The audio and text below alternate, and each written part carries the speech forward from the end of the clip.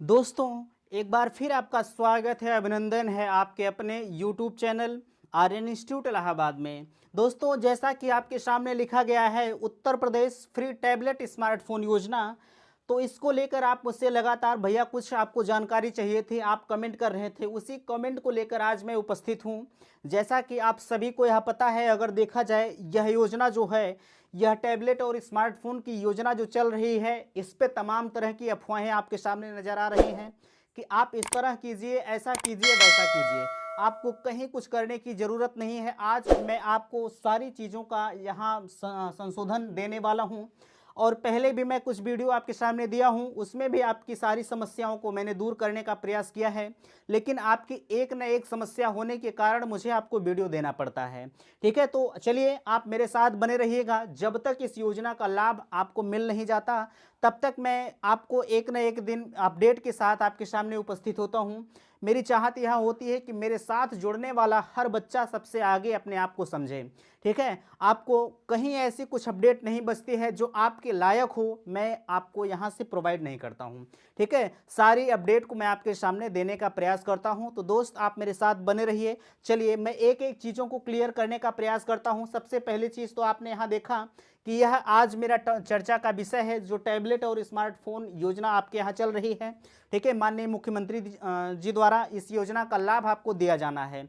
आप सभी को यह पता है कि इस योजना के बारे में मैंने पहले भी बताया कि अगर देखा जाए तो इस योजना का लाभ आपको दिसंबर महीने में, भैया आप कहेंगे दिसंबर चल रहा है, तो बिल्कुल दिसंबर चल रहा है। मैं आपको बताना चाहूँगा, दिसंबर महीने के 15 से 16 तारीख के बाद जो है, इसने मुख्यमंत्री जी ने स्वयं कहा है कि इसका जो लाभ मिलेगा भैया, वह 15 से 20 तारीख के बाद से मिलना प्रारंभ हो जाएगा। मैंने पहले भी बताया और आज भी मैं वही बात कह रहा हूँ। दोस्त, जो अपडेट निकल कर आती है उसके हिसाब से मैं बात करता हूँ, ना कि अपने मन से।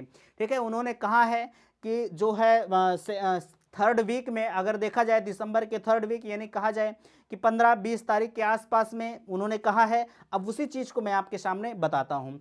चलिए एक एक आपके सामने अपडेट है कि 1 लाख जो है 1,21,000 अभ्यर्थी होंगे इस योजना से वंचित। सबसे बड़ी निराशाजनक खबर आपके सामने यही है।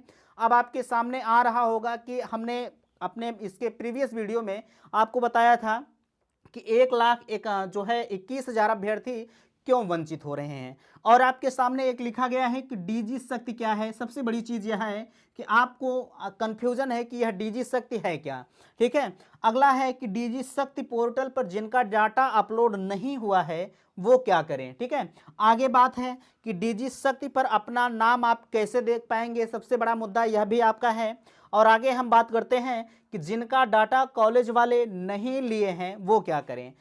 कुछ कॉलेज वाले ऐसे हैं जो आपने बच्चों का कुछ भी फॉर्म वगैरह नहीं भरवाए हैं, लेकिन अगर वहीं बात करें, कुछ लोग हैं जिन्होंने सारी चीज़ों को जिन्होंने अगर देखा जाए तो 150 रुपये लेकर फॉर्म को भरवाया है और बच्चे उन्हीं से संतुष्ट हैं। तो मैं इस पर भी बात करूंगा। और आगे है कि सभी विश्वविद्यालय का डाटा कब और कैसे पहुंचा शासन के पास। ठीक है, और लास्ट में इसके पात्र कौन कौन है, इन सभी बातों पर मैं आपसे बात करूंगा।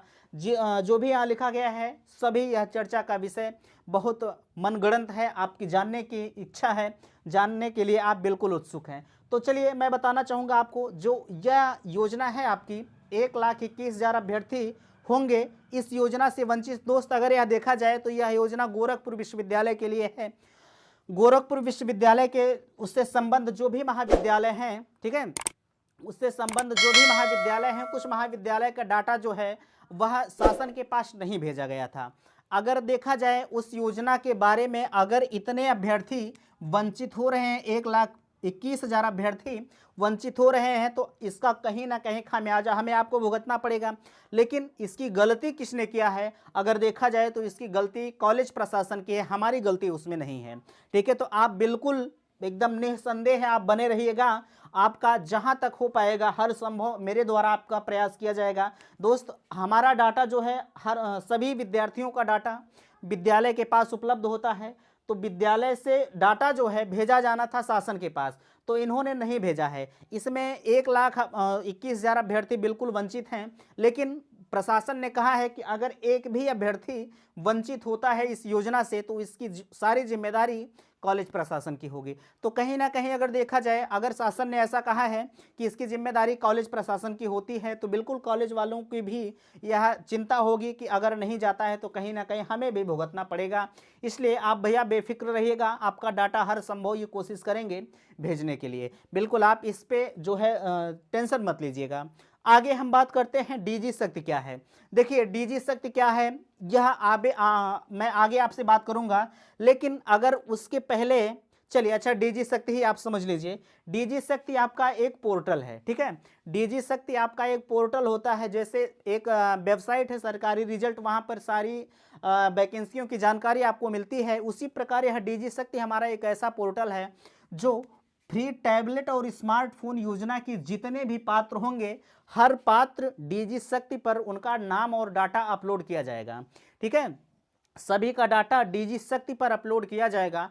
जिनका डाटा इस पोर्टल पर अपलोड नहीं होता है वह इस योजना से वंचित कर दिए जाएंगे, ठीक है, बिल्कुल वंचित कर दिए जाएंगे। जिनका डाटा इस पर नहीं अपलोड होगा वह बिल्कुल वंचित कर दिए जाएंगे। इसकी जो है डीजी शक्ति पर हर विद्यार्थी का डाटा अपलोड करना जो है, यह पहले तो विद्यार्थी जो महाविद्यालय या विद्यालय वाले होंगे वह शासन के पास भेजेंगे और शासन अपना डाटा जो है डीजी शक्ति पर अपलोड करेगा। इसके बाद इस योजना का लाभ भैया आपको दिसंबर महीने के 15 से 20 तारीख के मध्य मिलना प्रारंभ कर दिया जाएगा, ठीक है। यानी कि डीजी शक्ति यही सर्वे सर्वा है। अगर इस पर आपका डाटा अपलोड नहीं किया जाता है तो आप इस योजना से वंचित कर दिए जाएंगे, ठीक है। आगे अगर हम बात करें कि डीजी शक्ति पोर्टल पर जिनका डाटा अपलोड नहीं हुआ है वो क्या करें। देखिए डीजी शक्ति पर जिनका डाटा अपलोड नहीं हुआ, अब आपके मन में आ रहा होगा कि पता नहीं हमारा डाटा अपलोड हुआ है कि नहीं हुआ है, हम कैसे जान पाएंगे। तो बिल्कुल मैं उस पर भी आपको बताऊंगा।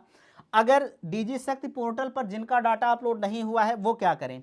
बिल्कुल आपको कुछ करने की ज़रूरत नहीं है। मैं बार बार आपसे कहता हूं कि कहीं भी आपको ऑनलाइन करने की ज़रूरत नहीं है, कहीं भी आपको कुछ करने की ज़रूरत नहीं है। जो भी आपका डाटा है वह आपके संबंधित महाविद्यालय वाले विश्वविद्यालय को देंगे और विश्वविद्यालय वाले जो है वह डीजी शक्ति पोर्टल पर स्वयं अपना डाटा जाके अपलोड करेंगे, ठीक है। इसलिए आपको कहीं कुछ करने की जरूरत नहीं भैया, आप स्वयं नहीं कर सकते इस पर अपलोड। ऐसा मत समझिएगा कि हम खुद ही जाके डीजी शक्ति पर अपलोड कर दें, यह आपका काम नहीं है।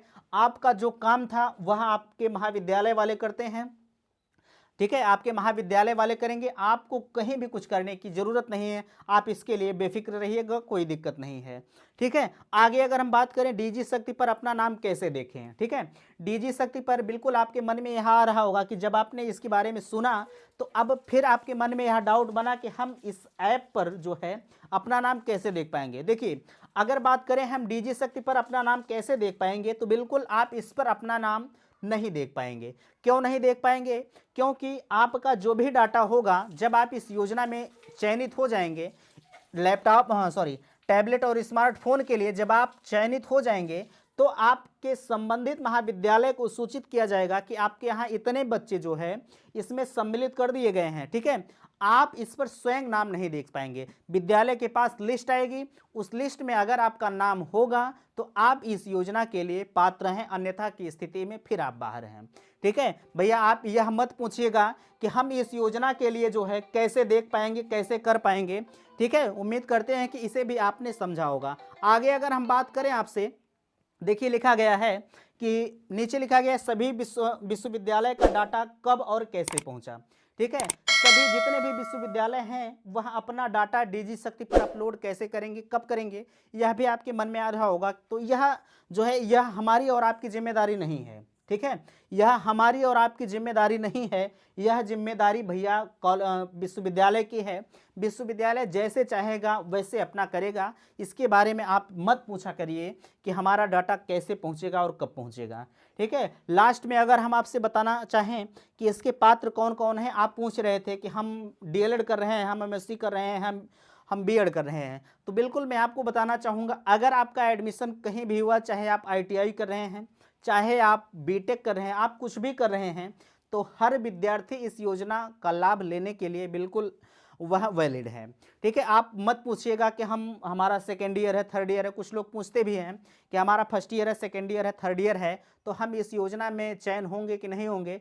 तो बिल्कुल आप होंगे, चाहे आप आईटीआई कर रहे हो, चाहे आप बीटेक कर रहे हो, चाहे आप डीएलएड कर रहे हो। आप कहीं भी पूछने की अब मत कमेंट कीजिएगा कि हम चयन हुए हैं कि नहीं हुए हैं। ठीक है, लास्ट में मैं आपको बताना चाहूँगा भैया कि आप कहीं भी इस योजना के लिए अगर देखा जाए तो अच्छा, आप लोग विश्वविद्यालय के बारे में पूछ रहे थे, मैं आपको बताना चाहूँगा हर विश्वविद्यालय का अपना प्रशासन होता है, वह जैसे चाहेगा उसी तरह से करेगा। आपने कहा कि इस विश्वविद्यालय के बारे में बताइए, इस यूनिवर्सिटी के बारे में बताइए। देखिए, हर यूनिवर्सिटी वाले अपना जो भी डाटा होगा वह ऑलरेडी भेज चुके होंगे। कुछ विश्वविद्यालय अभी बचे होंगे, लेकिन वह हमारा आपका काम नहीं है, वह उनका काम है, वह स्वयं भेजेंगे। उसके लिए आप बेफिक्र रहिएगा, कहीं भी आप ऑनलाइन मत कीजिएगा। ठीक है, ऑनलाइन के लिए कोई भी लिंक ऐसी जारी नहीं हुई है कि हम और आप जाके ऑनलाइन करें। ठीक है, आप ऑनलाइन मत कीजिएगा। अगर आप ऑनलाइन करते हैं तो कहीं ना कहीं आप स्वयं अपना नुकसान करते हैं। इसलिए मैं लास्ट में कहना चाहूँगा, कोई भी ऐसी लिंक सरकार के द्वारा जारी नहीं की गई है जिसमें आप जाके ऑनलाइन करें। और हाँ, इसके लिए 1 लाख जो अभ्यर्थी वंचित हो रहे हैं गोरखपुर विश्वविद्यालय से, भैया आप भी एकदम बेफिक्र रहिएगा, आपको वंचित नहीं किया जाएगा। किसी न किसी माध्यम से आपको भी इस योजना में सेलेक्ट किया जाएगा। उम्मीद करते हैं कि वीडियो पसंद आया होगा। वीडियो पसंद आए तो चैनल को सब्सक्राइब कीजिएगा। वीडियो यहीं समाप्त करते हैं। थैंक्स, धन्यवाद।